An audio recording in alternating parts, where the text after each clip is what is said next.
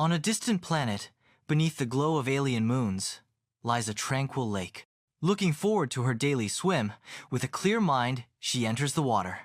Her bright pink bikini is a splash of vibrant color against the otherworldly landscape.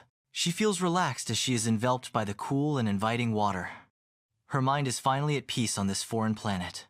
As she submerges completely under the cool water, her body floats weightlessly, adding to her moments of peace.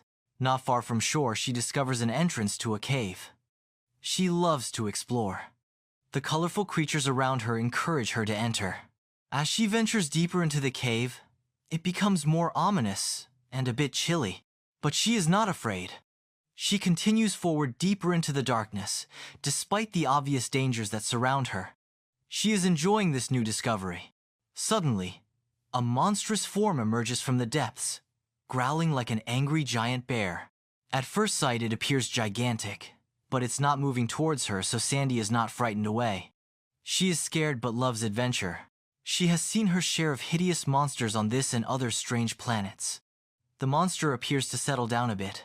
Sandy is relieved. Then, the beast rises, steps forward and then back again, making a strange growl. Not like it's trying to scare her, more like it's trying to communicate. For some reason, this made her feel vulnerable and the creature more ominous. She turns around and begins to walk out of the cave. The monster speeds up its pace. She kicks powerfully, her pink bikini a blur in the murky cave, fleeing from the pursuing horror. He is getting closer, her heart pounding like a drum but afraid to look back. Her mind scrambles to find the exit. She dives into the water, her heart pounding, wondering if she took too many risks today. But in some way she is enjoying the challenge this presents. She kicks powerfully, air bubbles frothing behind her, fleeing from the pursuing horror. Now out of the cave, and in the warmer water, she feels safer, but continues swimming forward, afraid to look back. Finally on shore with no sign of the creature, she can relax. It would seem that the monster cannot swim very fast. Not as fast as Sarah, anyway. After catching her breath and walking a while, she thinks she hears the monster in the distance, so she picks up her pace. To her surprise, the creature rises from the lake. Strangely, it remains silent, but moving forward slowly, almost cautiously as if not to scare the woman. She hesitates, but something inside her says, "Run." Fueled by fear, Sandy sprints as fast as she can towards what she believes will be her safe place.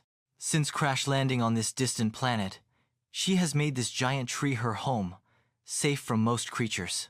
Now with her tranquil home in sight and no sign of the monster, she begins to relax once again. As she climbs to her sanctuary, she begins to question what she saw. Was that creature trying to hurt me? Or just communicate? She looks back to the lake, her hands gripping the thick, rough rope tightly. Somehow, this made her feel strong and somewhat protected. Thinking more about what she saw, she begins to make a connection. The large treehouse she calls home was not built by her. She found it vacant the third night after she crash-landed here a few weeks ago. At the base of the large tree, on the opposite side, is a carved head of a creature that somewhat resembles the one she encountered today. Her feelings are now mixed about the day's events. Is there a real connection between the monster and my new home? She asks herself. Safe for now, she looks out at the strange and beautiful landscape, the glow of the moons casting long shadows across the lake, with no sign of the creature.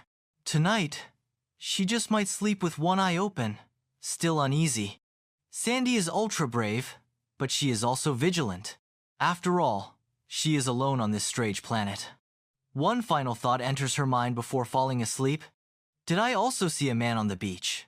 The next morning, Sandy rises to a new day, the sounds of chirping birds and gentle streams in the distance. She is determined to explore further the connection between her home and the creature.